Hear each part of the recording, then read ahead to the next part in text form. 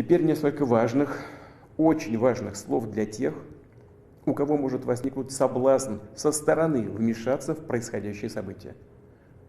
Кто бы ни пытался помешать нам, а тем более создать угрозы для нашей страны, для нашего народа, должны знать, что ответ России будет незамедлительным и приведет вас к таким последствиям, с которыми вы в своей истории еще никогда не сталкивались.